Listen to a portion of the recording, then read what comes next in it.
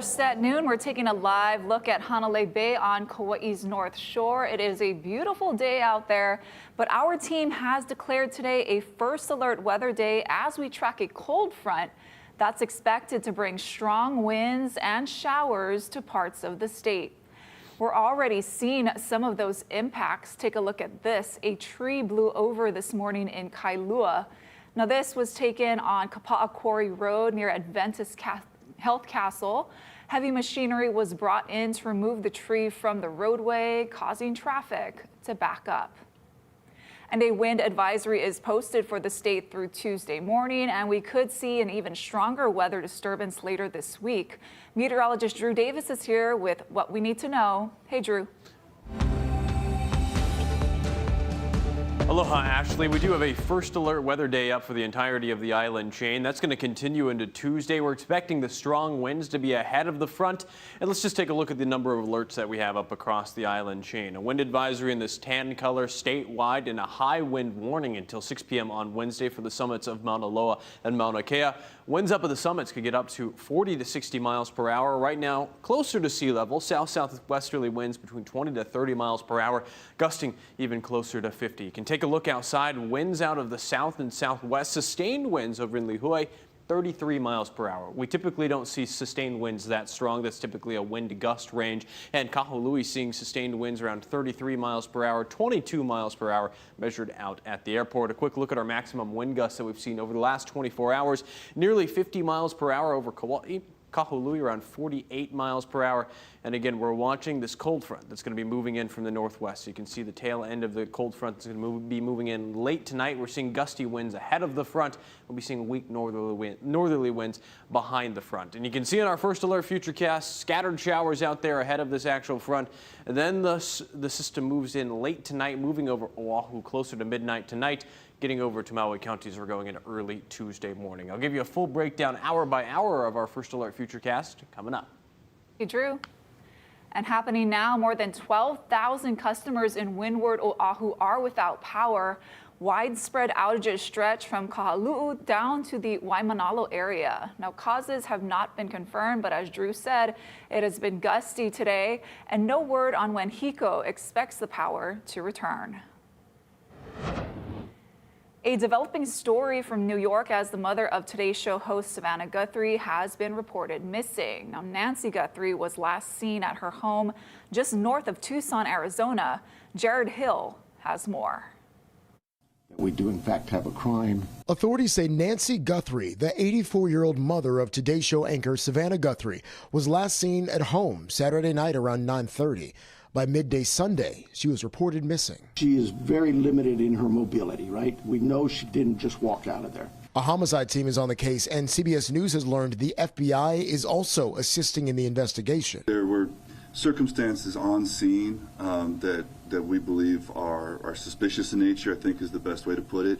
Pima County Sheriff Chris Nano says there were cameras in Guthrie's home and authorities are reviewing the footage. They're also urging Guthrie's Tucson neighbors to check their own home cameras and for the public to be aware. She needs her daily medication. Anybody that sees anything that even looks, hey, maybe that's her, just take a quick picture. Take a video, send it to us. A missing persons flyer describes Nancy Guthrie as being 5'5" with brown hair and blue eyes, weighing around 150 pounds. Neighbors say they're concerned. Horrible, unnerving, disheartening. It's a very quiet neighborhood. It's a very safe neighborhood.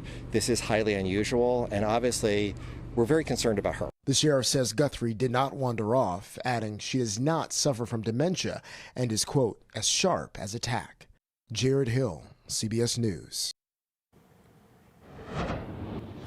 In Washington, D.C., House lawmakers are set to take up a funding package to end the partial government shutdown that began this weekend. The Senate passed the deal Friday to separate funding for the Department of Homeland Security while lawmakers negotiate reforms to ICE. Erica Brown has the latest from Capitol Hill. Ahead of a key committee meeting Monday, House Speaker Mike Johnson expressed optimism that the partial government shutdown will soon be over. Well, let's say I'm confident that we'll do it at least by Tuesday. We have a logistical challenge of getting everyone in town. The House Rules Committee is considering the deal the Senate passed Friday, which separates out the Department of Homeland Security and provides just 2 weeks of funding so lawmakers can negotiate reforms to ICE in the wake of the deadly shootings by federal agents in Minneapolis last month. Some Democratic lawmakers in the House have signaled they will vote against the funding package, demanding real changes before ICE and Customs and Border Protection receive more funding. We should put some parameters around how ICE behaves. For example, they should not be masked. They should not be able to just drag people out of cars. They should have warrants. There are a number of things that we can do to put some parameters, but we have to have Republicans to support that. That's not quite. We're not quite there yet. For the Democrats to turn around and vote against it on Tuesday, just to shut down the federal government, makes no sense to me at all. I think the Speaker, the trick is getting it through the Rules Committee, and I believe that the Speaker would not do that if he didn't have the votes. Democrats are calling for an end to roving patrols of ICE agents, tighter warrant rules, body cameras for all agents, and a ban on face coverings. Taxpayer dollars should not be used to brutalize the American people and in some instances kill them. Other government agencies are also affected by the partial shutdown, including the Department of Defense, the State Department, and the Treasury Department. Erica Brown, CBS News, Capitol Hill. Meanwhile, the 5-year-old Minnesota boy taken with his dad to a Texas detention facility is back home. It comes as demonstrators in Minneapolis are calling for Target's new boss to take a stance against the federal immigration agents operating in the Twin Cities. Omar Villafranca is there with the latest. Michael Fidelki spent his first day on the job as Target's new CEO at a North Texas store rather than at the company's Minneapolis headquarters. Target, we thought we told you, ICE out of Minnesota. Where demonstrators called on Fidelki to use his new power to speak out against the Trump administration's immigration enforcement actions. We are asking you, Michael Fidelki, to be brave with us, to stand up and say that what ICE is doing is not right. Businesses here in the Twin Cities say they've been hurt since Operation Metro Surge started 2 months ago, saying workers and customers are afraid that they'll be picked up by federal agents. With the front door reinforced and the blinds closed, this Minneapolis family stays hidden inside this home. The couple from Mexico did not want to be identified.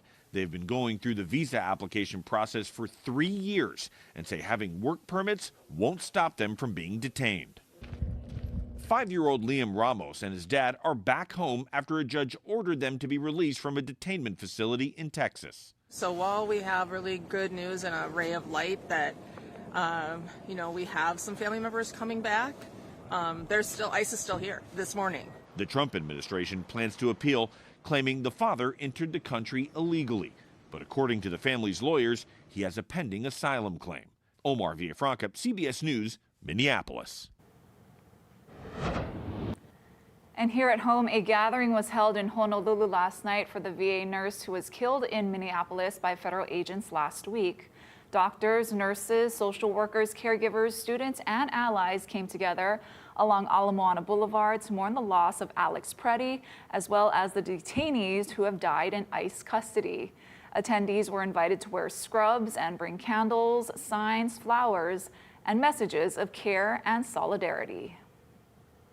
Honolulu police are looking for a trio of armed robbery suspects. It happened at around 3 yesterday morning in downtown Honolulu. Police say the group approached 3 other men and took out a gun. A fight followed, and the suspects allegedly took things from one of the victims before running away. Meanwhile, police are also looking for multiple suspects after an armed robbery in Waimanalo. This happened at around 2:45 a.m. yesterday between Makapu'u Beach and Baby Makapu'u Beach. That's when police say 2 men were approached at gunpoint by 6 to 8 masked suspects. The victims were allegedly ordered to the ground, had their things stolen, and one was physically assaulted. The suspects fled in a gold Toyota Tacoma. If you have any idea or information on any of these cases, please call Crime Stoppers. And an update now on a robbery case involving a machete we reported on last week. A suspect has now been charged. 28-year-old Glenn Paulus allegedly threatened a sleeping man early Friday morning in the Iwilei area. After taking the victim's bag, Paulus then allegedly threatened a man and a woman at a nearby bus stop.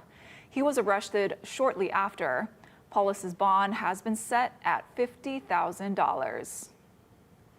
And an arson investigation is underway in Mililani. Fire crews responded to the Walmart on Lanikuhana Avenue Saturday morning.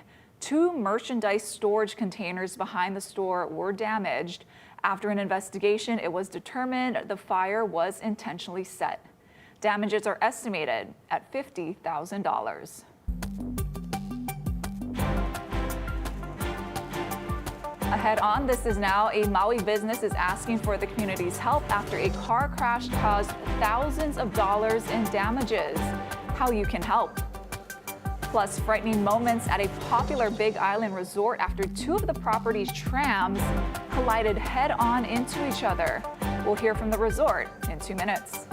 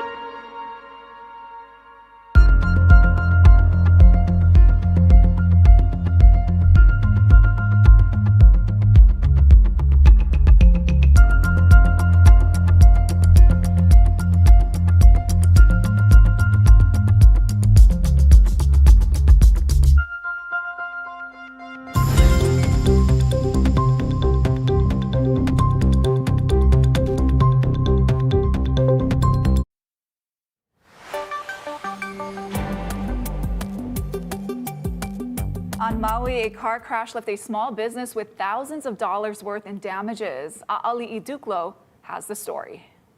Chef Benoit owns a pizza food truck that was crashed into on Thursday morning. He says the driver had a medical emergency and lost control of the car. He hit this pole, cleaved it straight off. He then hit all this fencing. The fence bordering the Grateful Dough Pizza was completely wiped out, and the company's food truck was dented after being hit by a car.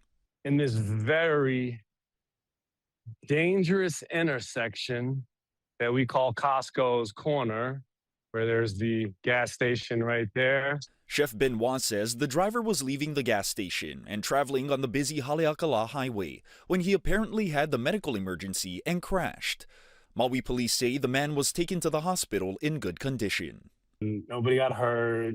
But it was a blow to Benoit's business. He estimates the damages will cost him around $15,000 to $20,000, and insurance will only cover part of it.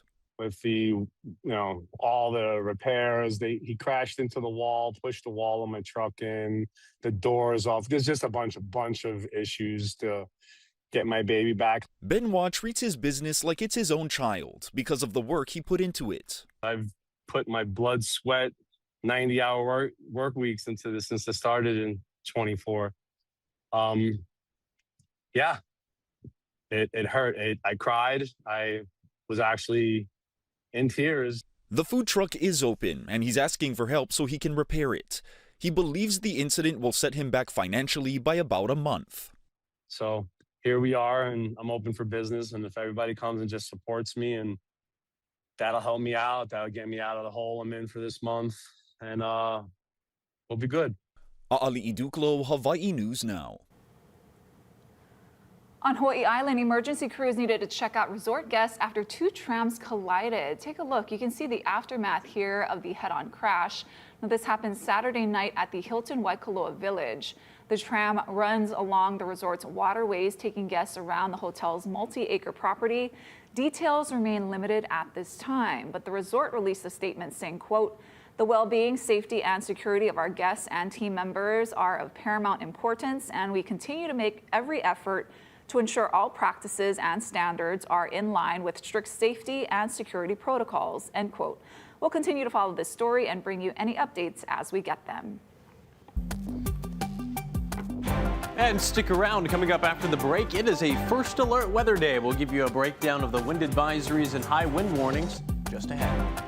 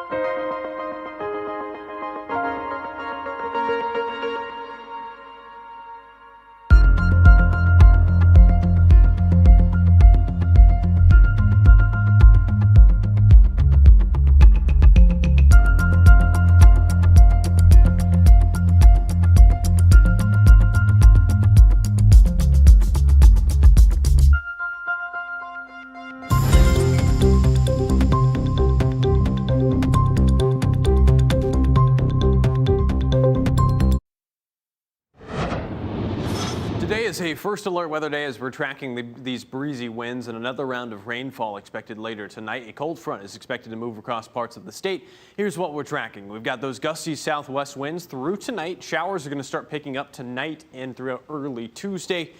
And we're also going to continue to track a stronger front that's going to be moving in the back half of this week. Here's a live look outside. Not as much haze in the sky with these southwesterly winds. The haze is all moving off to the north and northeast. Right around 82 degrees. The airport's measuring southwesterly winds right around 22 miles per hour. Now that's a pretty strong sustained wind reading. You can take a look at our wind alerts. We've got a wind advisory up across the entirety of the island chain. That's going to continue until 6 a.m. on Tuesday, and a high wind warning up for the summits of Mauna Loa and Mauna Kea. Westerlies between 40 to 60 miles per hour, some lasting until 6 p.m. on Wednesday. Now again, let's take a look at our winds outside right now. Southerlies and southwesterlies between 20 to 30 miles per hour, 33 mile per hour sustained winds over in Lihue, and our maximum wind gusts over the last 24 hours, nearly 50 miles per hour over in Lihue. Again, winds are going to start weakening as we're going into tonight as the front starts to cross the western half of the state, and nearly 50 over in Kahului. Let's just take a look at our wind cast going forward, taking it hour by hour. By the time we're around 2 p.m. this afternoon, we're seeing winds still between 20 to 30 miles per hour. We're going to see these wind readings starting to come down, and you can also see the wind shifting to be more westerly over on Kauai, more northwesterly as we're going into the overnight as the front starts to pass across the state. Light northerly winds are expected to bring in some drier air across the state and some showers possible as we're going into the overnight. Now let's take a look at the fronts as they continue to pass across the island chain. The one tonight brings some moderate rainfall, maybe a few pockets of heavier showers, and then we have potentially a stronger front moving in the back half of this week, which could bring some isolated thunderstorms. But let's focus on this first front first. You got a few showers out there right now, mostly focused over Maui County. Then the front starts to move down closer to Kauai as we're going into around 6-7 p.m. Then moving down to Oahu as we're going to later tonight, 9-10 p.m., 11 p.m. Maui County starting to see showers around the 2 a.m. hour. And then moving down to Hawaii Island, the front is expected to stall and fall apart over on the Big Island. Some lingering moisture tomorrow afternoon, but not as much rainfall for the Big Island. Our surf and shoreline forecast: north and west facing shores are on the decline. South facing shores pretty messy out there, around 3 to 5 for your Monday afternoon. Pretty small on east facing shores. Now let's take a look at our 7-day forecast, because again, today is a first alert weather day. Southwesterlies anywhere between 15 to 30 miles per hour. Now those are sustained winds. Maximum wind gusts could get closer to that 50 mile per hour range. Tuesday, Wednesday, and Thursday, pretty nice. That next front moves in as we're going into Friday, Saturday, and Sunday. Thank you, Drew. Meanwhile, across the country, hundreds of flights are canceled while an Arctic blast brings icy and stormy conditions. As Lee Waldman reports on the aftermath of this weekend's bomb cyclone. There is a shadow here on my ground. The most famous rodent weather prognosticator is calling for 6 more weeks of winter, an unwelcome sign for the millions still reeling from this weekend's bomb cyclone. And North Carolina residents are working to clear the snow after some cities experience the heaviest snowfall in decades. If they get 7-8 inches, that's going to be more than we've ever seen, I believe. Video captures the moment a train hit a semi-cab after it got stuck on snow-covered railroad tracks in Gastonia. No one was hurt. The record-breaking snowstorm caused more than 1,000 crashes, including 2 fatalities and a traffic jam involving more than 100 vehicles, according to North Carolina's Governor Josh Stein. Thousands of people across multiple states are without power as temperatures fell, including in Tennessee, where some people in Nashville are still without power from the previous winter storm. There should not be people dying in their homes that are freezing to death. The Nashville Electric Service does not expect full power restoration to happen until next Monday. In Florida, cold-stunned iguanas are falling from trees in record low temperatures across the state. This is easily 100 pounds of iguanas. Meanwhile, in the skies, the storm caused flight disruptions. More than 1,100 U.S. flights were canceled on Sunday, according to FlightAware. Nearly 2,500 were canceled on Saturday during the peak of the storm.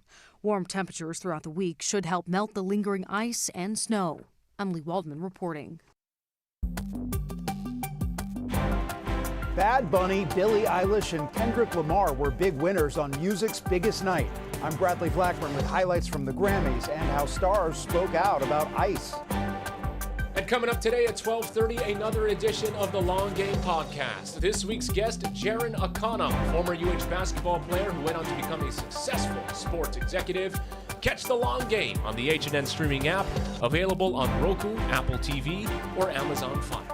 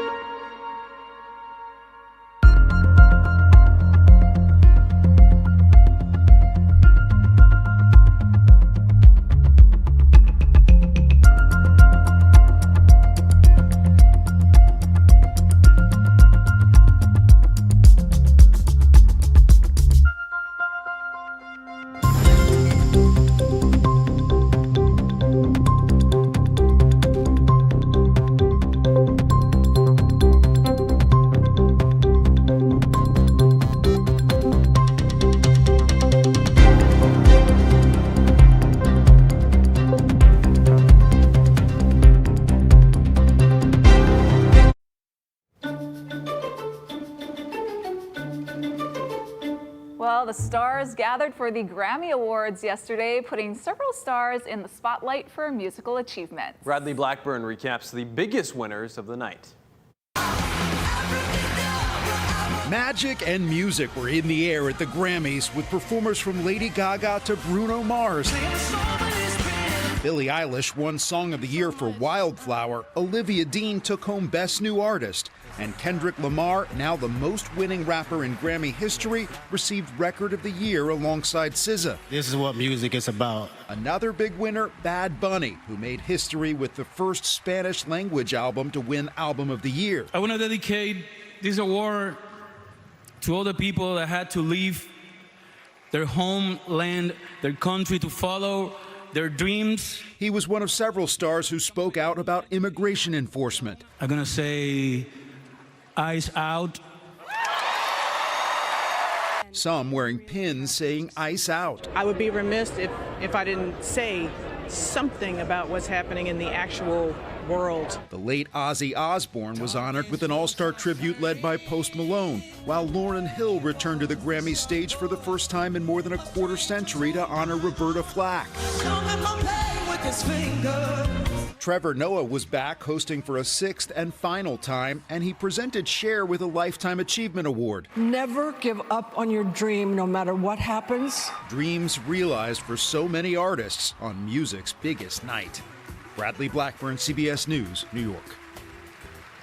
So last year, Kendrick Lamar won a bunch of Grammys and then performed at the Super Bowl. This year, Bad Bunny won. Now he's performing. So maybe that's kind of like what you got to do. Maybe there's a trend there. Win at the Grammys and then perform at the Super Bowl. All right. Good for them. It was fun, you know. Post Malone got to do some cool performances, you know. Lauryn Hill back. That's she never performed, so that was great. All right. Let's take one last look at our 7-day forecast out there. Again, today is a first alert weather day for the strong winds and the chance for rainfall as we're going into the overnight. Seems like we just had one of our directors walk in front of the green screen right there. We've got another front that's going to be moving in this weekend that is going to bring a better chance for rainfall, maybe even some heavy rainfall and some isolated thunderstorms, especially as we continue to track that. Check back with us often. We'll have more coming up today at 4 p.m. Thanks for watching. This is Now. More news first at 4 right here on K-Channel. We got to turn the green screen off. Don't they know we're doing a show right now?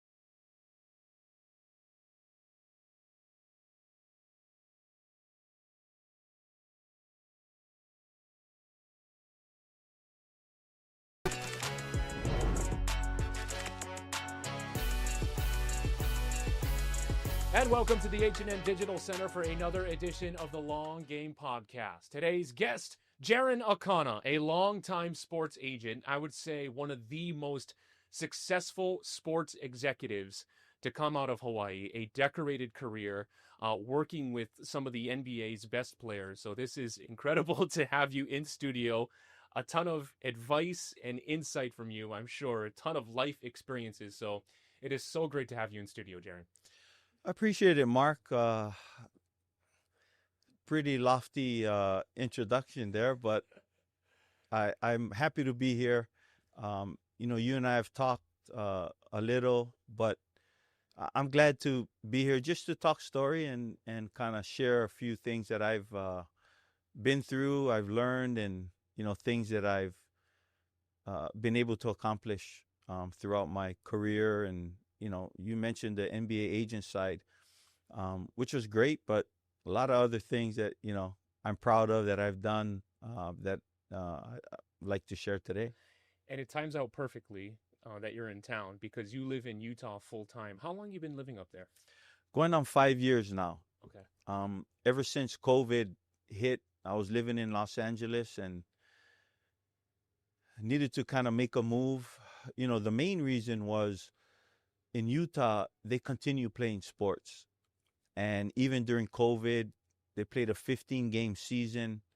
And a lot of kids from Hawaii ended up going to Utah to play football and play sports. And so California was shut down just like Hawaii, and made the decision to move and go to Utah. And it's been a great move.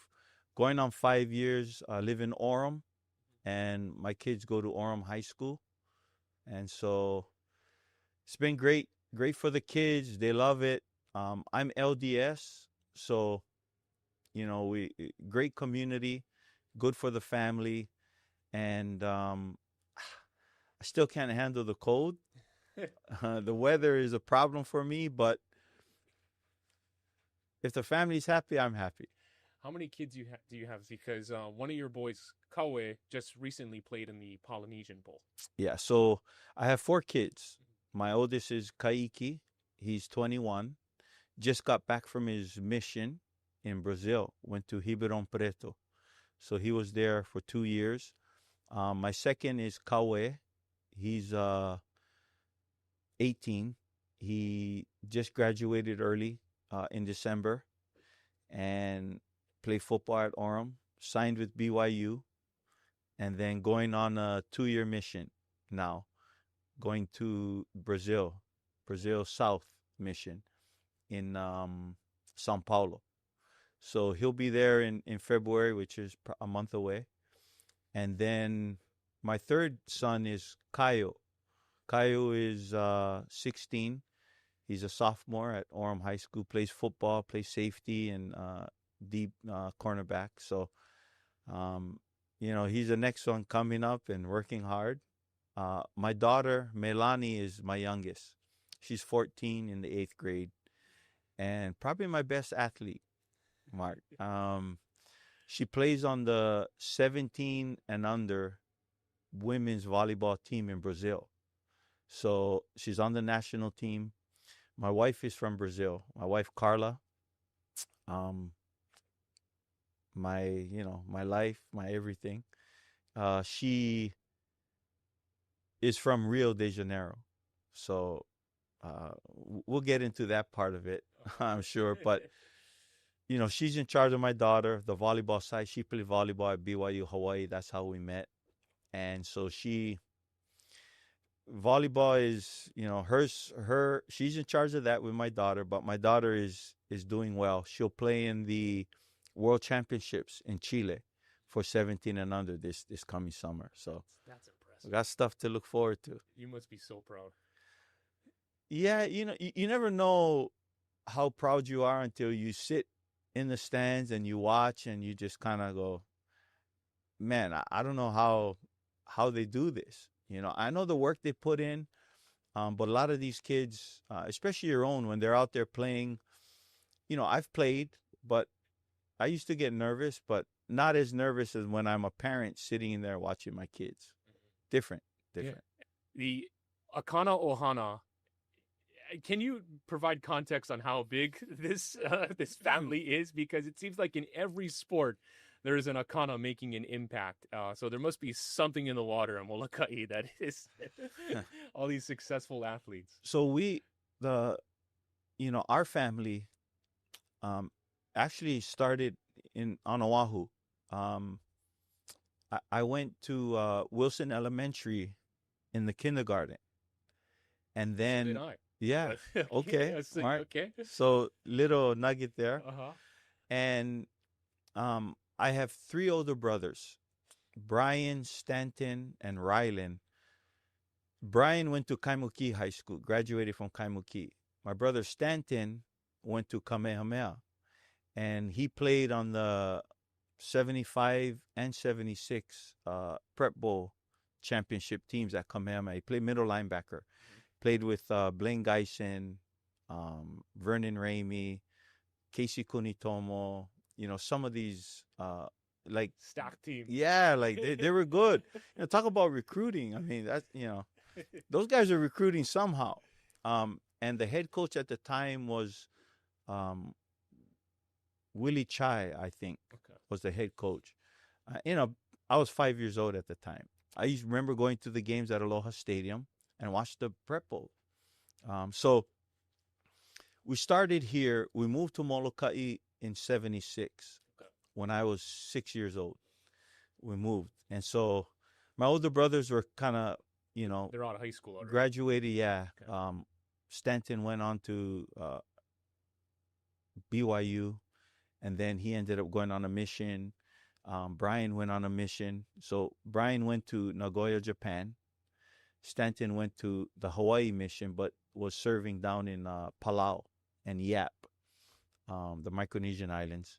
And then Rylan, my brother above me, went on his mission to Quebec, Canada. So just, all those things are going on. I'm 6 years old. We moved to Molokai, and we moved to the east end of Molokai. What was the motivation for that move? My dad loved to hunt.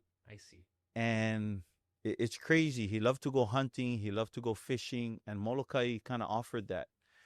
And my mother is from American Samoa. She's from a village called Poloa on the north side of Tutuila, which is American Samoa. And so she grew up on the ocean, fishing. The water was right there. And we went on a trip to Molokai one time, and we stayed out on the east side. Mama Poka had a house, this, lady, family friend. And I mean, in the morning, the tide used to go out, and my mother used to walk out on the reef and, grab squid and like all kinds of stuff. And I was like, how does she know this? She grew up in Samoa and she lived on the ocean. So when she did that, she told my dad, you know what? I love Molokai. It reminds me of back home. And so that's how we moved. And my dad was like, great, I'd love to go to Molokai. If you can handle it, let's go. And so that's what happened. '76, we moved, lived on the east side of Molokai. And I went to Kilohana Elementary. And it was funny because coming from Honolulu, going to Kilohana, which is on the east side, the Hawaiian kids, they're rough, man. They looked at me as like the haole kid, right? Coming from Honolulu and, the townie. Yeah, I'm like the townie. I don't know. I think I dressed a little different too. My parents dressed me, which didn't feel comfortable with, Everyone over there just came shorts, t-shirt, and no more slipper. And so I got there. I think I got into like a fight every day for the first week. They just were picking on the townie, and that kind of helped me adjust. And I had to fight my way back. If I didn't fight, they're gonna keep picking on me. How big was your elementary school class? In my class, there were 15 kids. Okay. 15 kids, and I probably fought about 5 of them. The first week, they just kept coming, man. Oh, I remember Duki Kalipi, Ronald, shoot. Anyway, the family right there, Molokai, yeah. And Moki Kalilikane, all these guys would just come, and so I had to fight, and then they accepted me, and the rest is history, I'm sure a lot of these kids became some of your best friends after a certain point. Best friends. This day, we grew up playing, Little League baseball, bitty basketball. And, one of my really good friends, Junior Kaholoa, he's still, whenever I go back, I stay with him. And just great times, growing up. And Molokai in itself raised me and taught me, values that I carry till today. Just the land, going hunting. I learned to hunt. My dad used to go out. Some of my best memories with my father have been hunting and fishing. Like those are the things I remember. And so, yeah, Molokai was, it wasn't easy, but it was, we struggled. We didn't have much, but we had the island. And in fact, my dad had a Holstein cow, had brought a Holstein cow from Oahu, and we used to milk it. Gave us like 8 gallons a day of milk, 4 in the morning, 4 in the evening. And, I had to go milk the cow too. And so he would barter. He would take the milk, put them in the mayonnaise bottle, right? The gallon bottles, and go take it to our neighbor. Hey, we give you milk, give us some fish, give us some vegetables from your garden or your farm. And that's how we kind of grew up. So milking a cow at 5 in the morning wasn't easy, but that's what we did, and I was able to do that growing up. Are you still an outdoorsman? Only when I come back. Yeah. In Utah, no way. Too cold and not familiar. I went hunting there probably once. Never again. Too cold, and just hunting season is not fun. Whenever I go back to Molokai, though, I go back, and that's the great thing about it. Now that I'm older, growing up, I want to get away from Molokai. I got to go to Honolulu, and, thinking that that's great. And I've been to many places. Nothing hits like home. Going back to Molokai and just enjoying, just putting your feet on the ground and remembering all the old times, and, seeing some of the old timers there, man, it's just great. You're a graduate of Molokai High School? Correct. 1988. Okay. Yeah. Oh, nice. So how did the path go from Molokai back to Honolulu? My way of leaving Molokai was playing basketball. I started playing, I played all the sports, played baseball, basketball. In high school, I played volleyball too. We used to go to the beach all the time, just enjoy the outdoors on Molokai. But I think I was in the 8th grade at the time, 14. And my father kind of sat me down. Just to give a little context of my father, he was a NCAA national champ in boxing. In 1959, he won the national championship at San Jose State. So my dad, being a boxer is not easy. You got to train. If not, you can get beat up in the ring. And so my dad grew up in Papakolea, and his parents divorced when my dad was 4, and he had 3 other siblings. It was my dad, Nick Akana, his sister Margaret, Auntie Marge, and then his brother John, and then his sister, she's the youngest, Auntie Rosie. And so they grew up with their grandmother, pure Hawaiian, in Papakolea. And my dad, grew up rough and tumble, fighting all the time. But he went to McKinley High School. He ended up boxing down at Kalakaua Gym. And long story short, he didn't tell his grandmother that he was boxing because she wouldn't allow it. And he used to go in the morning, say, I got to go to school early. I got to do stuff. Went and trained at Kalakaua every morning. Went to school. When he was 16 years old, he fought for the territorial championship against the 25-year-old Marine at Block Arena. And he won. He won the territorial championship at 16. And so he woke up the next morning. My grandmother was reading the newspaper, the Honolulu Advertiser back in the day. I mean, whatever they had back then. And my dad, got up in the morning like he was going to school again or to go work out. And he used to call him Butchie, what is this? And he goes, finally, she saw it, what he was doing. The night before, he just won the territorial championship. And so, He must have been really good to not have any marks on his face. well, or anything. that was, and the key, he said, was I had to train, I had to be good, or else any little thing on my face, my grandma would see. So he said I was good at dodging, defending to make sure I don't get hit.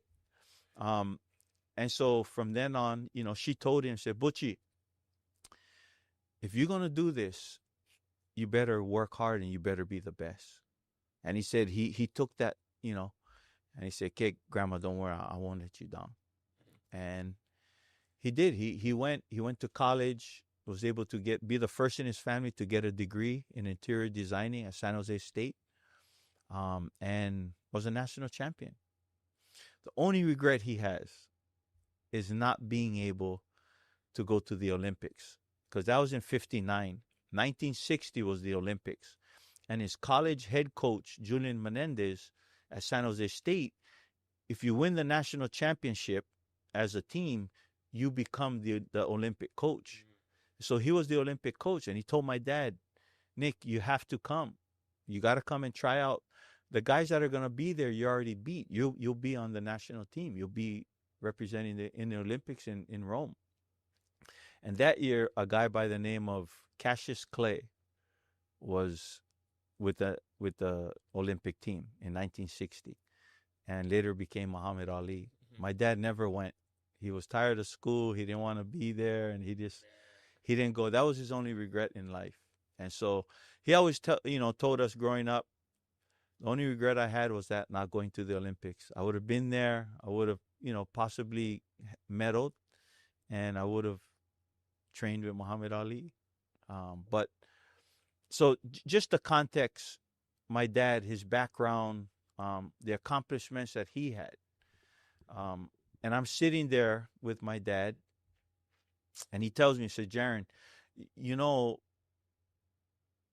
need to go to college. I was the first in my family, he said, and in order to go to college, he says, we don't have money.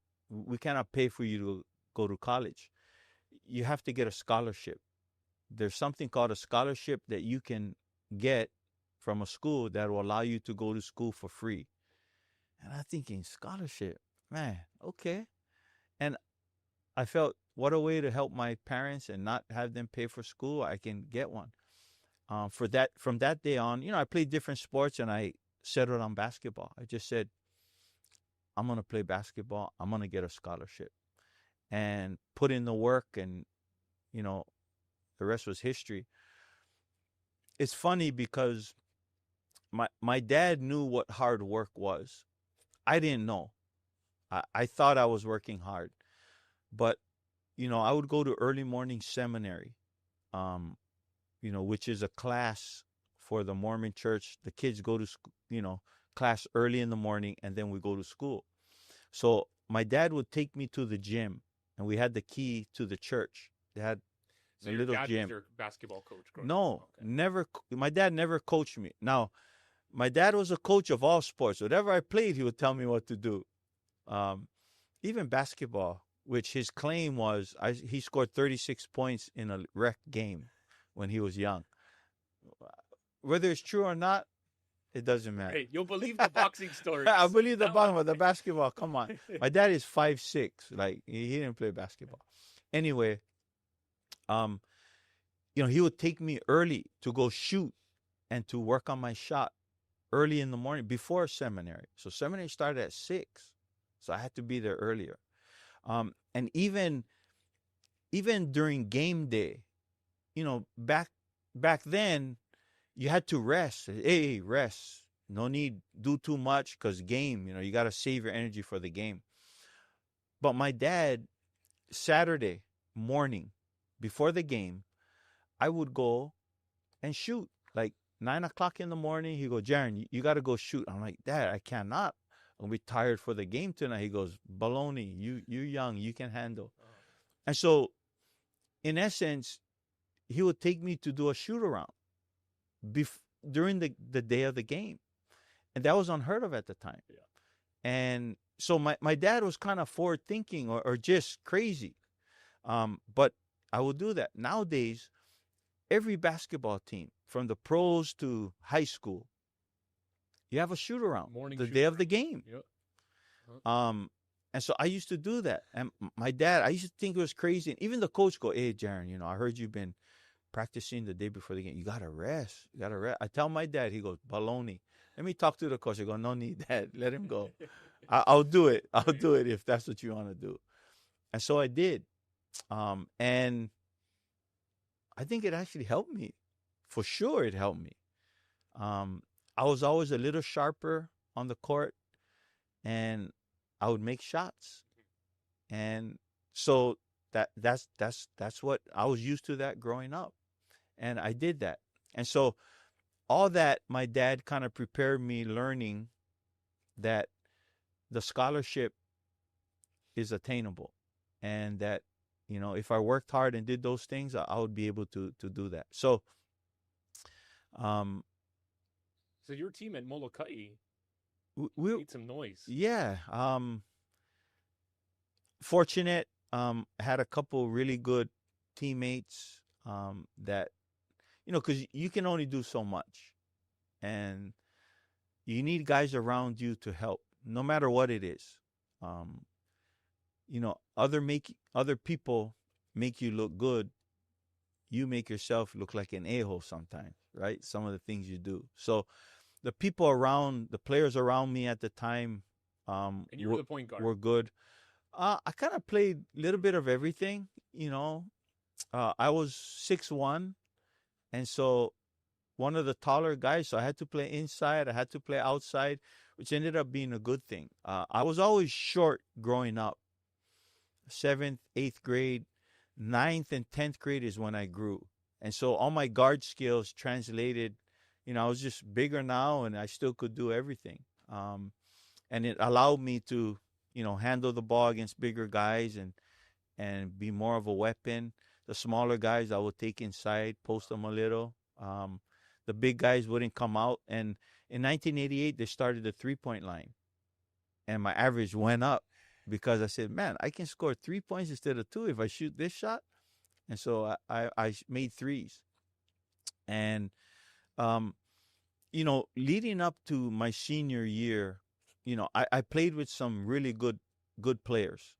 Henry Davis, Kavika Crivello, Michael Helm, Malcolm Helm.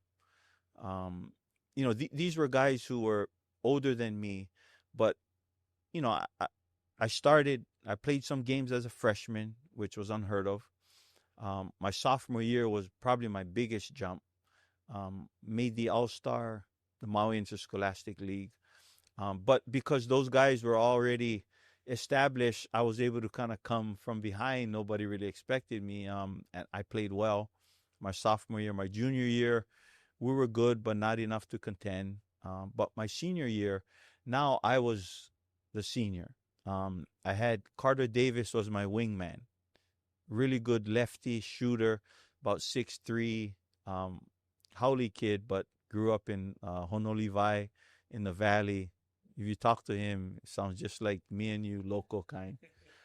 But Matthew Helm was another one. Joe Kalipi. I mean, these are all kids that I played with senior in high school. There were 2 big guys that played on that team. You need enforcers. Man, and we had them. So I'll give you a name you might be familiar with. Kimo von Ohoffen. Okay. Scooby. Scooby was my, enforcer. Anybody touch me, he would get him. And Scooby was big back then, too. I mean, his hands are so big and strong. And then Kaleo was another big Tongan kid or Samoan kid that lived there. And, he was another big enforcer. I mean, these guys are 6'5", 260. I mean, really big kids. And so, those guys were on the team, too. So we had a little bit of everything. And of course, I had a big year. We came to the States. We lost in the semis, but, played real well against University High, James Williams, Brad Stewart. Those guys were just too good for us. But played well. The ILH was really strong. I think in the Final Four it was University High, Kamehameha, and Marino, and Molokai. Come on, we shouldn't even be You in guys there. must have loved playing Oahu teams. Yeah. Kind of send a message a little bit. Yeah, for me, I looked at it as a challenge, and I knew I could play with these guys because, beside my dad and my mom, who were big influences on my life, there are a lot of people that, put time into help forming me as a youngster, whether it was in church, or in school, or just in the community. And so one of the, and this is a crazy story, I can tell a whole hour just about this, but Merv Lopes, the legend, Merv Lopes and my dad were in college together. They're roommates at San Jose State. Merv Lopes played football. He was a tight end on the football team. My dad was boxing at the time. And so Merv used to go to all the boxing matches. The locals, they're punchy. They like to go watch the fights and stuff. So no one's messing with either of these guys then? No. And so Merv and my dad were, close in college. And so the backup tight end to Merv Lopes at San Jose State was a guy by the name of Bill Walsh. Okay. Wow. And so, and Merv and Bill, my dad knew Bill because Bill used to come hang out, and but Merv and Bill continued the relationship, and all the Super Bowls, Bill would invite Merv to come and hang out, and it was funny because, Bill Walsh said, "Hey, Merv, there's this guy we're thinking of drafting out of the University of Hawaii. What do you think about him? Jesse Sapolu." And so, Merv's like, "Jesse's the man. You gotta. And, the rest is history with Jesse." But Merv and my dad had the relationship. And so I used to come down and go to Merv's camps at Chaminade. And some top kids were there at the camp. And this is like back in the 7th, 8th, 9th grade, growing up. So I knew I could play with those guys. You've seen them. Those guys didn't scare me. Yeah. And I had to fight when I moved to Molokai. I had to see where I was at. I had to figure out, where I stand with the level of talent in Hawaii.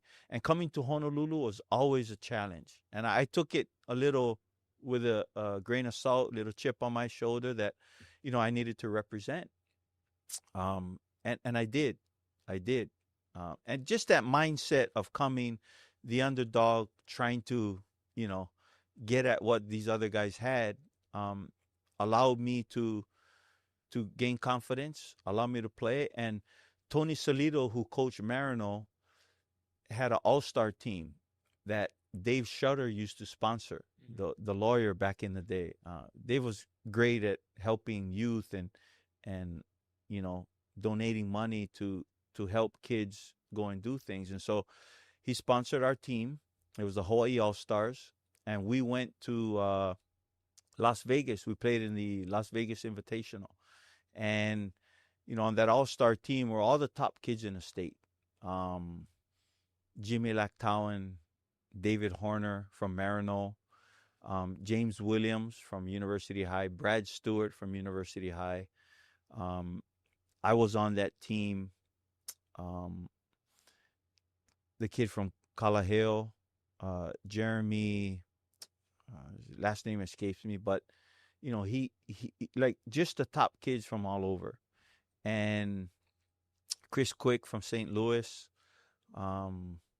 So I went and we played in Vegas, got our butts kicked, played against Alonzo Mourning, Billy Owens, the kid that went to Notre Dame. He's on TV now. Anyway, those were the tops in '88. And we got our butts kicked, but just lesson learned. and come back home. I played against those guys. Coming home, I'm not worried about anybody. And so just with that mentality and focus, that's kind of how I played. That's what I leaned on. And, so with all those experiences, Merv Lopes, and I used to come to, Chaminade, the games. My dad used to send me down, and Merv used to take me. I stayed with Merv, go to the games and watch all these big games that they would win. I mean, that was exposure for me to experience and see it like up front, firsthand. So I kind of knew what it was like, and I wanted that. I thrived at getting into that type of atmosphere and environment. And so I would come to Honolulu, go to Merv's camp. My dad tell me, Jaron, take your worst pair of shoes with the hole, the air conditioning in the front, red dirt all over it. Boss up. So I come down, Merv go, Jaron, how you going to play with that shoes? Come on. He take me, give me the brand new Converse that Chaminade was wearing. What size you? I always had big feet. Oh, size 12. Got you. Grab me, give me a new pair of Converse. Nice. So I go back home, I use them. When I come back the next year, Merv go, what about the shoes I gave you? I said, man, I forgot them. I bring the air condition again, the boss-up shoe. New. So Merv had a contract with Reebok after they had those big wins, and Merv was a celebrity now. He had a brand new contract with Reebok. So Reebok shoe at the time was top of the line. He gave me Reebok shoes. I think my sophomore, junior, and senior year, I wore Reebok. I mean, the newest ones, nice. I go Molokai. Oh, everybody, wow, Jaron, how you got that shoe? Oh, my uncle gave me. And so I would take care of them on the court only. Walk off the court, take them off. Yeah. Wipe them up, keep them good. Next year, I get a new one. And he used to give me the sweatsuit. Uncle Merv was good, man. Uncle Merv took care of me. How did college recruiting work during that time? From Molokai, it was hard. Mm-hmm. I had been in touch with BYU in Utah. And Liddell Anderson was the coach at the time. And he said, listen, Jaron, love for you to come. We watch your film. We think you can play here. But I'm probably going to leave in a year. And Randy, the head coach, Roger Reed, was the assistant coach, and he was the next in line. He was going to take over. And he said, Jaron, Roger has two sons, Robbie and Randy. And so those kids are going to play. They're really good. And I appreciated it. I said, Coach, thanks for the advice. And so I knew I couldn't go there. BYU Hawaii, Chick Hess was the head coach at the time. Hiram Aquino was his assistant. And, they came after me. My father wanted me to go to a church school because he wanted me to go on a mission. Mm-hmm. And like I said, in our family, older brothers went on a mission. That was kind of my call. And so I went to BYU Hawaii my first year. We went to the national championships up in Kansas City, Missouri, the NAIA. Crazy. We beat Hawaii Pacific in a sudden death game. We played on the night before for the championship. We won because they won the league and we won the tournament championship. We had to play off again. So the next night we played again and we beat them. And Tony Salito was the head coach at HPU at the time. And so we made it into the tournament. Great experience playing at BYU Hawaii. While I was on my mission, I went to Chile, South America. So you did your first season at BYU Hawaii and then went on your mission. Exactly. Okay. BYU Hawaii was my first year. Loved it. Great, kind of stepping stone. Coming from Molokai to BYU Hawaii. I had family there. My grandmother, the Samoan side, is all from Laie. So I have family there.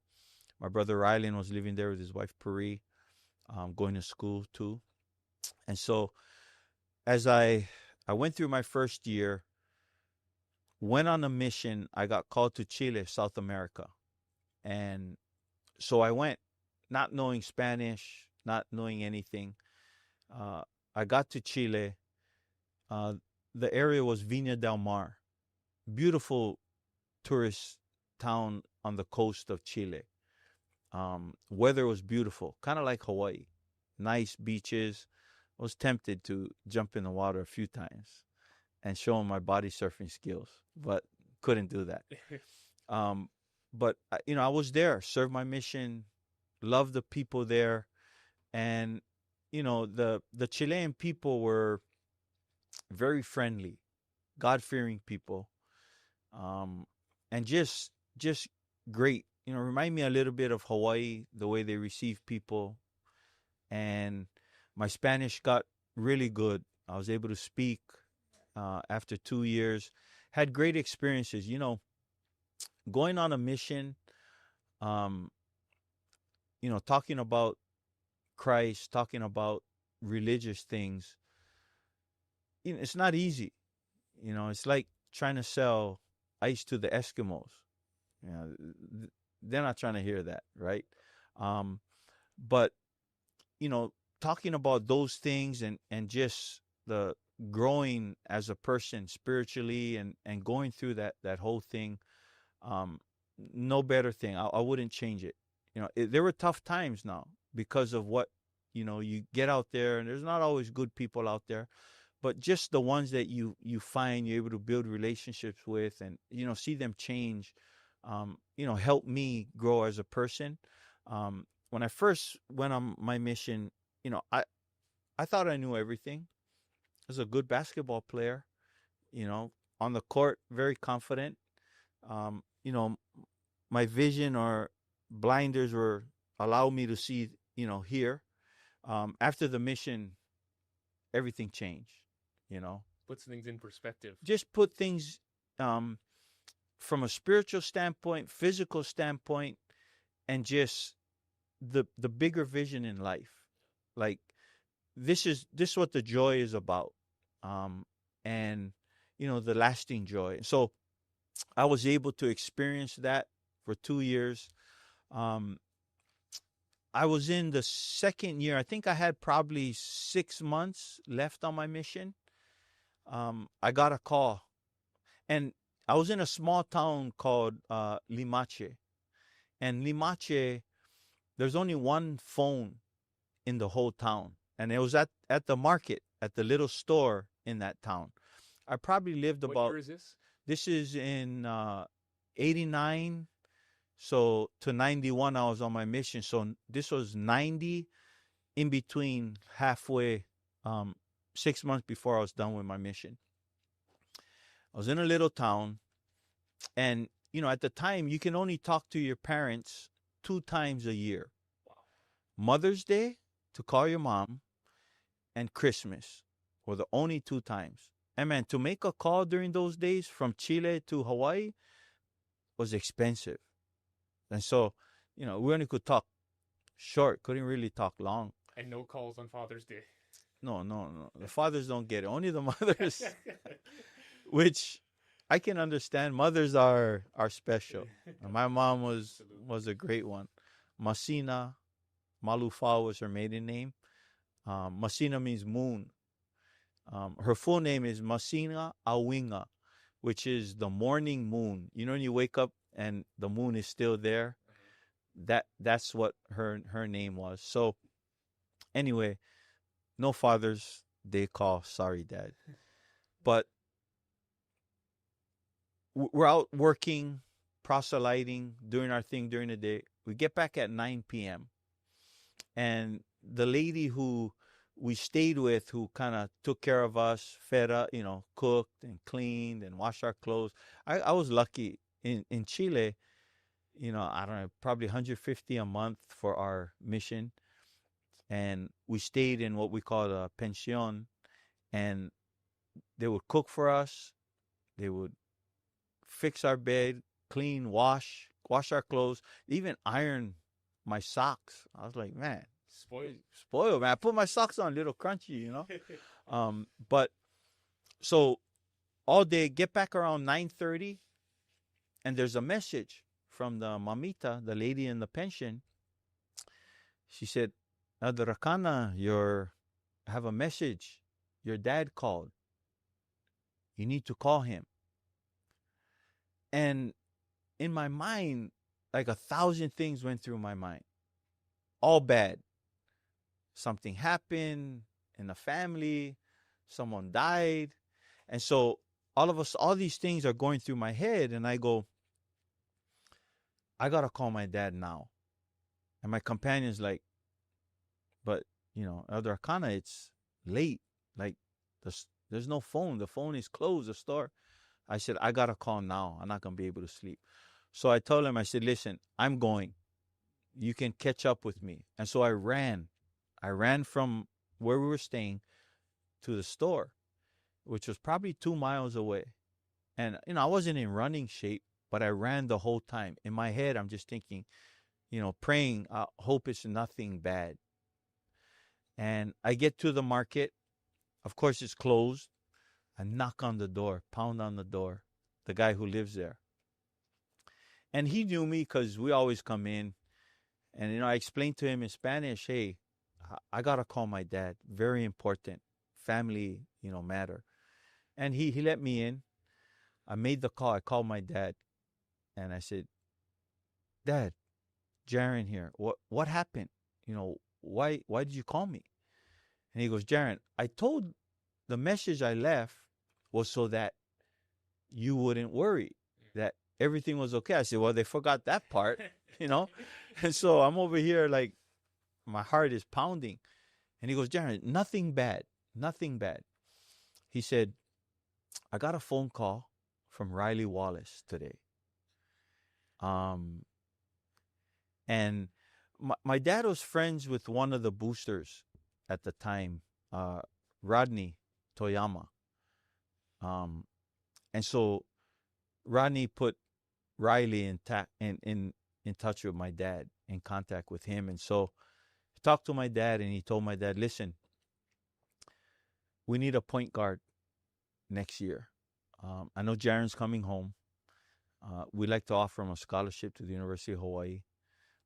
We just lost our top point guard, Troy Bowl, and we need a point guard because I have Phil Lott, and who was the other guard that kind of got into trouble? He was really good though. The name escapes me.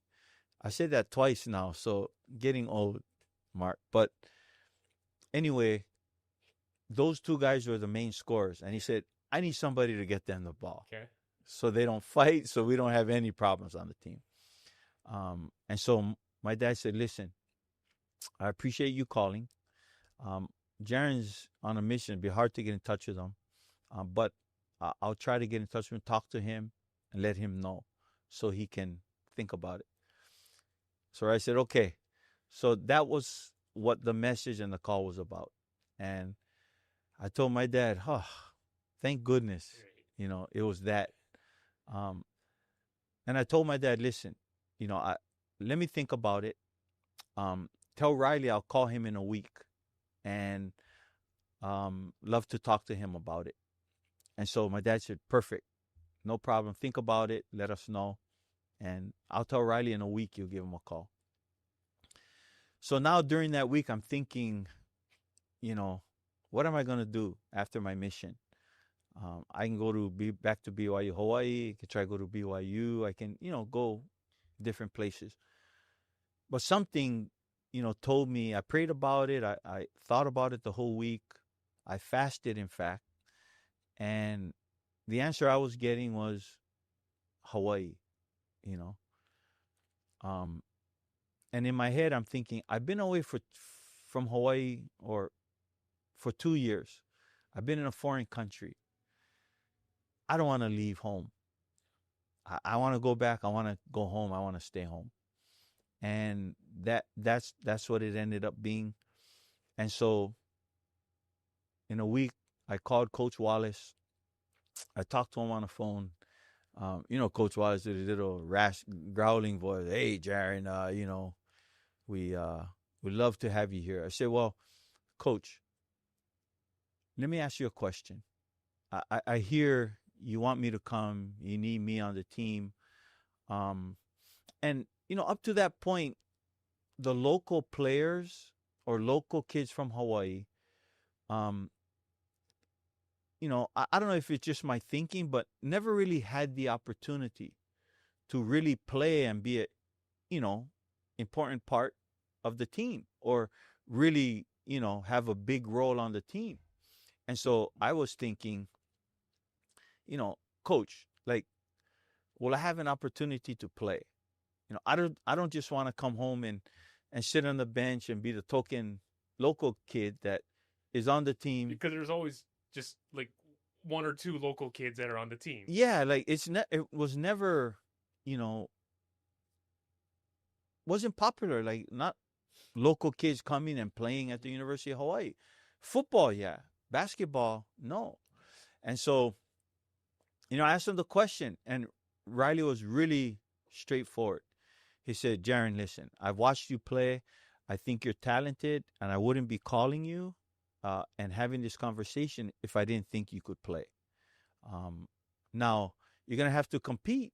We have guys coming from New York and Texas that are coming in that we're recruiting. But, I think you are a guy that can come in and do well. And so the last question I asked him, which was important, I said, Coach Wallace, do I get a scholarship? Because in my head, I wanted a scholarship. My dad had taught me about that. And so he goes, 100%, Jaron. You'll be on a full ride scholarship. I said, what does full ride mean, though? He goes, you won't have to pay a penny. And I was going, Coach, that's what I wanted to hear. Okay. I think I'm ready to commit to you, and I'm coming home, and I'm going to be a Rainbow Warrior. Nice. And so that's how that kind of played out, throughout my mission. When I was done, I came home in like July and came back and started getting back into the grind and playing. Now, my first year, I got injured. I hurt my knee.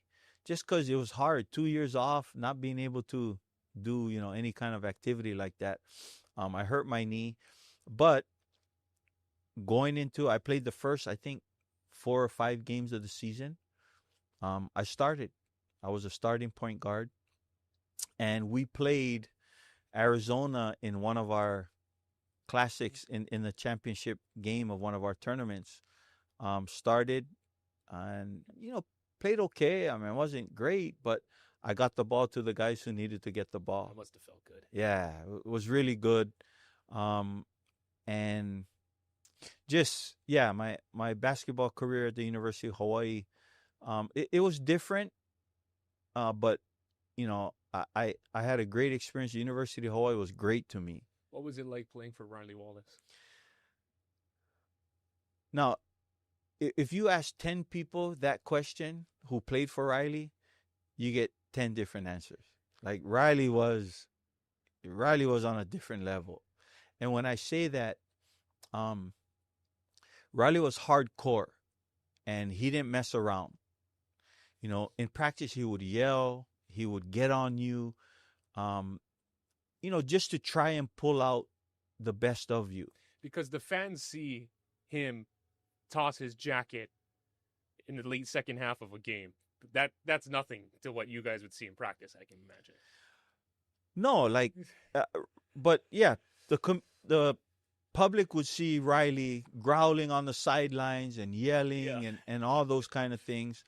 But the one thing I can tell you about Riley is Riley was tough. He was old school. I mean, he would make us run and run if we wouldn't get it right. He would yell at you, belittle you, and do all of that. But at the end of the day, he would put his arm around you, and you knew that Riley cared for you. And Riley would stand up for his players. And even if they would get into, scrapes with the law or stuff like that, Riley would stand up for his players. And that's one thing that Riley did, and I respect it. And I knew Riley Wallace loved me. I knew he did. Even, if he didn't treat me that way. And I grew up with tough love. I mean, my parents weren't, "Oh, Jaron, you okay?" No, get up and, carry on. And, we used to get lickings growing up. Everybody did, I think, Mark. I did. We did. Yep. And so I was okay with that part of Riley, the tough part. Right. But the loving, caring part, like Riley would do things that people didn't see. Yeah. And one of them, I'll mention it now. So my mother passed away, and right before my senior season, she had the aorta valve split, and so she passed away within minutes. And she was leading the church choir on a Sunday, and just passed away. The Lord took her from us, and it was tough, really tough for me, because my mother, in my life, and for my siblings and my family, she was the glue. She really taught us, the loving, caring part of it. And so she took care of our family. There's 10 kids. So, you have to be a different type of person to have 10 kids, care for them, everybody graduate from school, go to college, do all that. Like, it's a different level. She passed away. And one of the first person to come and see me in my dorm room while I was a mess, just crying and in bed and couldn't, handle it. Riley came.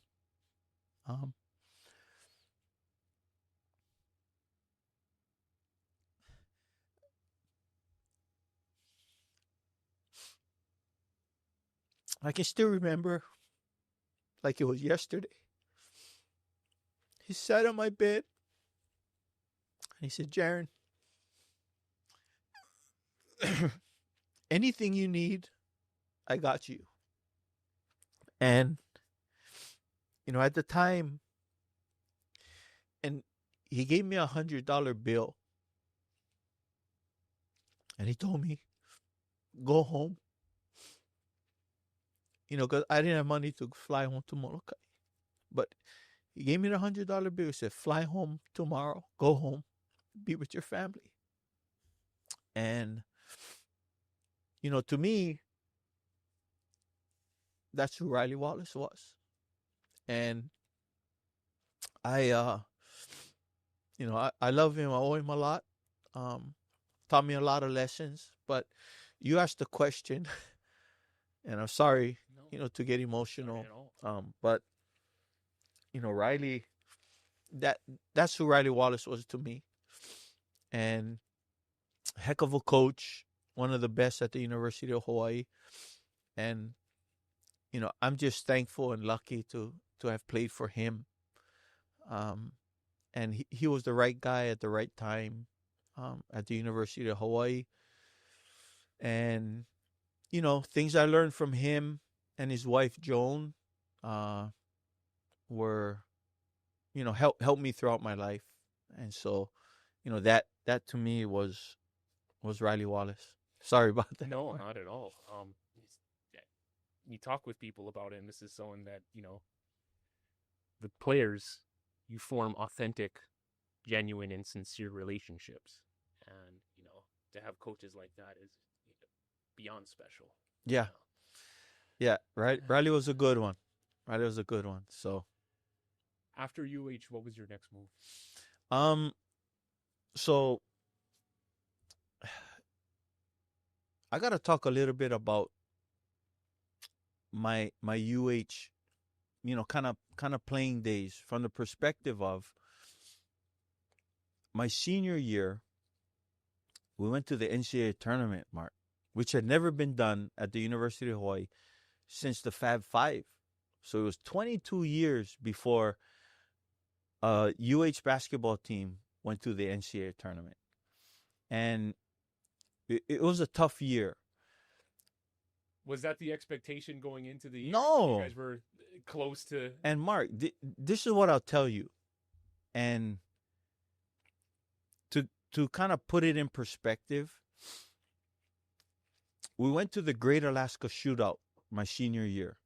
Now, the Great Alaska Shootout was one of the biggest tournaments at the time in Alaska. We get there, we're thinking we're going to have a good year, right? We end up losing to the Portland, Pilots. Yeah. Portland Pilots by 40 points in Alaska. After that, we play Wake Forest, which was, Tim Duncan was a freshman at the time. We play Wake Forest. We lose by 30 points. Progress. Man. We lost by 30 instead of 40. Okay. We play NC State. We get killed by 40 again. And so we're not feeling too good about ourselves. We go to, so it was ice cold in Alaska, and we played that way. I was 0 for 12 from 3 in those 3 games. Nightmare. Just bad. Yeah. And like Riley, he's starting to lose hairs by now. 0 for 12. Now, we're in Alaska now. You know where Alaska is. Our next game, I don't know who made this schedule, but we played this team in the Rainbow Classic earlier, the year before. So the year before my junior year in the Rainbow Classic, the semifinals in the Rainbow Classic was North Carolina. They had Eric Montross, Derek Phelps, Donald Williams. Just loaded. Loaded. They won the national championship that year. Michigan, the Fab Five, was in the tournament. Kansas was in the semifinals. What a tournament. And it was Hawaii. It was us. And so we're playing the Rainbow Classic semifinal. We play Kansas. We lose. Michigan beats North Carolina in the final. No, in the semifinal on the last second shot by Jalen Rose. Makes a floater in the lane. They beat North Carolina. So it was North Carolina and Kansas in the final. I think Kansas might have won, or I forget who won that. All Blue Bloods and us. So we lose in the semi, so we play North Carolina in a third place game. I had 18 points, had a really good game. Dean Smith, Fabio Ribeiro was our forward at the time. And Fabio was playing a little dirty, so Dean Smith calls me over. I walk by the bench and he goes, "Hey, Akana, tell Ribeiro to stop playing dirty." So I look at him and go, "Coach, I'll tell him." Yeah, right. Oh, don't worry. Don't worry, Coach. I got you. And so we ended up playing them. Funny story. After I'm done playing, I'm on a plane from, Hawaiian Airlines used to fly to Molokai, Lanai, and then back to Honolulu. I went back to Molokai to go visit, hang out. I get on the plane, Hawaiian Airlines. We fly to Lanai. Guess who walks on the plane? Dean Smith and his wife. Oh, man. Because, Nike has their top coaches on Lanai. They go and, do a little coaches retreat over there. Yeah, they hang out. They do whatever they do over there. And Nike always does that for their top coaches. So he gets on the plane. And, I don't want to, I'm just kind of sitting there and, he walks in and make eye contact. I go, "How you doing, Coach?" He goes, "How's it going?" He walks by. He sits probably the row behind me on the other side. And I feel a tap on my shoulder. He goes, Akana, great to see you, man. How are you doing? It's Coach Smith. Like, I'm stunned he would remember, you know? And so that was a little trip. And, you know, we talked the whole way back from Lanai to Honolulu on the plane. Great conversation. The point I'm making is we fly from Alaska, which is northwest, the highest northwest north you can go, to Chapel Hill in North Carolina. I don't know, that must have been like a 12-hour, 13-hour. We had to stop in Seattle, and in Seattle down to North Carolina. Sounds miserable. Bro, we just lost 3 games. Nobody wanted to go play that game. And we're there at the National Championship ring ceremony, because the year before, after the Rainbow Classic and all that, North Carolina beats the Fab Five in the NCAA championship game. They're getting their rings the night they play us. How bad can it be? So we get there, we play the game. I have a career night. I was 6 out of 8 from the 3-point line. I had 28 points. Halftime, we're only down 3. I mean, we're playing pretty good. Yeah, giving them a fight. At the end, we end up losing by, I think, 12. Respectable game. I have a career high. And after the game, Riley's like, guys, we're okay. We just came down here, played North Carolina. So we played 3 out of our first 4 games, 3 ACC teams. And just got shellacked, like we got beat up. Now we got to travel from North Carolina all the way back to Hawaii. Man. And so the reason why I tell you this story is we did not start off that season with great hope. I mean, everybody was like, man, this is going to be another long year. But what that trip and those first games taught us, that, you know what? We played our worst. We can't play any worse than this. And I just had a career game at North Carolina. One that I'm going to tell my grandkids, the story going to live on, for sure. Great. And it actually helped me, you know, when I was getting into the NBA and doing stuff. Jaron, you ever played? I had 28 against North Carolina at the Dean Dome. So everyone, you know, right away, like, okay, this guy, he's for real. Right. But we get back that year and we go through the season. Tough season in the WAC. I mean, the old WAC was brutal. You know, Air Force, San Diego State, BYU, Fresno State, Colorado State, Utah. Okay. I mean, it was brutal. Yeah. You know, that travel schedule, leaving, people don't, I mean, we have to fly on Tuesday during the week just to get to the next place to play the game on Thursday. It's such a physical game during that. Oh, man, yeah, it was rough. And the altitude playing in those areas, I mean, it was just bad. So getting back to my senior year, we go through a tough WAC schedule. And we're actually not bad. I think we're tied for 3rd or 4th. We're right around there. The top team at the time was New Mexico, the Pit. Yep.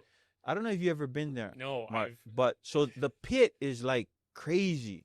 I mean, the fans are all on top of you. And to go to the locker room, there's a ramp that goes straight up. And we used to get bus up. We go play over there. The crowd gets into it. They go on a run of 15-0 run, and that place the roof blows off. I mean, it's just crazy. So New Mexico is number 1, the Lobos. I think BYU is number 2. Fresno State is number 3. And we're number 4. So we're all kind of we're all close. Right. this is what happened. We beat New Mexico during the season. Okay. New Mexico, Hawaii. yeah, we beat them here. And then Fresno beat us. BYU beat Fresno. Okay. Okay. And New Mexico beat Fresno. Okay. So there was like, I mean, we were all You're all tied together. we're all tied together. We're all kind of competitive that way. And so last game of the season, we play San Diego State. If we beat San Diego State, we're now in the bracket for the WAC tournament. If we beat San Diego State, we're in with Fresno and with BYU. Okay? And we couldn't beat Fresno State. That was the team that we couldn't beat. Tark was there at the time. No, Gary Colson was the head coach. And so we end up losing to San Diego State. So now we're in New Mexico's bracket and us. So it's us in New Mexico, BYU and Fresno State on that side, which Fresno State we couldn't beat. So we end up losing that game. We shouldn't have lost, but for whatever reason, it worked out. To this day, Riley will deny it, but maybe he didn't want to be in the bracket with Fresno. Anyway, a friend of mine who played at Fresno at the time, Brian Santiago, who's the AD at BYU now, swears that we threw that game so we didn't have to play there. Go to the WAC tournament. It's at the Delta Center in Salt Lake City. I think the first game we played was Colorado State. We beat them. Now we go to the semifinals. It's us and New Mexico. Okay. BYU and Fresno on the other side. Lines up perfectly. Lines up perfect. We play in New Mexico. We beat them in the semis. BYU beats Fresno State. So now it's Hawaii and BYU in the final of the WAC tournament. Perfect. And we're like, we got this, guys. Tough game. We're down 15 in that game at one point. Trevor Ruffin was our guy. So on that team, Trevor Ruffin, Phil Handy, John Mollet, Kalia McGee,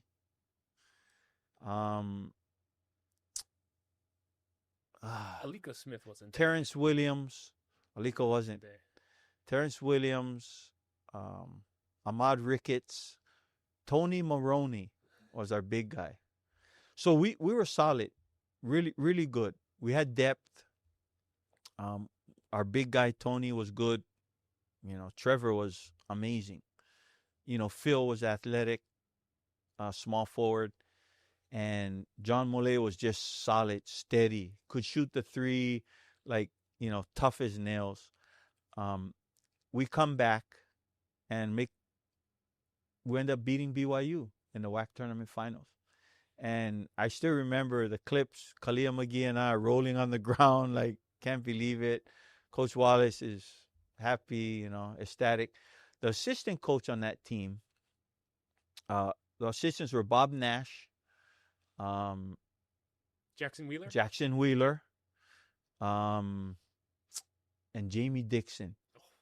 Jamie Dixon was a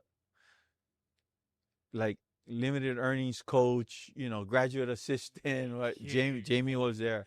So Jamie and I have a really good relationship because at the time, Jamie and I, he would always, you can't play. He'd always push my buttons that way and, force me to kind of work and get better. So had yourself, Jamie Dixon, Phil Handy, longtime successful championship winning NBA assistant. Yep. All from that team. Yeah. Incredible. Yeah. So like I said, great senior year. We went to the NCAA tournament. We played Syracuse. What seed were you? We're a 12 seed. Okay. Syracuse was 5. And we played the WAC tournament in Salt Lake City. And so Coach Wallace didn't want to fly home to Hawaii and then have to fly back the next week to play in the NCAA tournament. So we stayed in Salt Lake City, watched the NCAA, bracket reveal, bracket selection Sunday, and we got picked to play at Weber State in the West region. Okay, so you can stay. So we're staying. That's why Riley thought that might happen, and so that's why we ended up staying. We played at Weber State. We played Syracuse. Really competitive, good game. We ended up losing, because of free throws at the end. But I had 18 points, played really well, and Syracuse had, really good players. Adrian Autry was their point guard. Otis Wilson, Lawrence Moulton was the guard, really good. Malik Sealy. What a run that you guys had that year. Just crazy. I mean, and played at that high level in the NCAA tournament. I have the NCAA watch that we got. And like I said, first time since the Fab Five. It was 22 years before Hawaii went back to the NCAA tournament.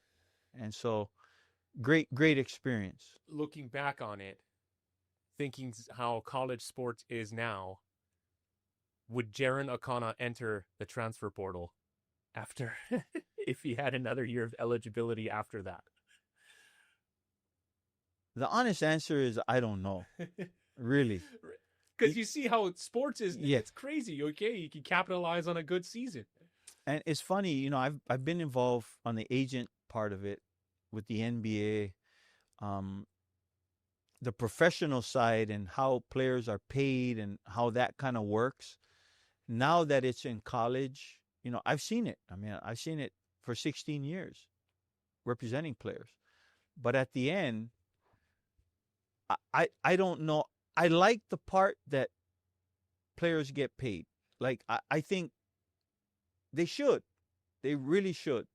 When I was playing, we couldn't even get a hamburger. We couldn't even get a ride to class. I mean, the NCAA would ding you for that. And so I always felt you got to feed the kids at least. Like, we were struggling back in the day just to get food or to eat, just bad. Now that they're getting paid, I'm happy for that part. But there's still ways that you have to control it. Like in the pros, there's, they have the collective bargaining agreement, the CBA, where, there's things that there's guardrails for it. Yeah. There's standards. And listen, I understand the universities want to have representation, but the kids have to have somebody speaking for them too. And that's what the union provides. And I think that's why pro sports and the different leagues are able to kind of at least work to some extent, where in college now, there's no, they want to have the universities be able to control things. But I still think for players, they need a voice. And I think it makes it easier for both sides when both sides have a voice and both sides can speak. And that allows now for communication and the ability to set the standards moving forward. And that does it for part one of our conversation with Jaren Akana. When we sat down, we covered a lot of ground, talking for nearly 3 hours. So part one, we spoke about his time growing up on Molokai, playing at UH. In part two, we will explore his entry into the world of the NBA as both an assistant coach and a powerful sports agent brokering hundreds of millions of dollars worth of deals. Check back in next week for part two. This is the Long Game Podcast.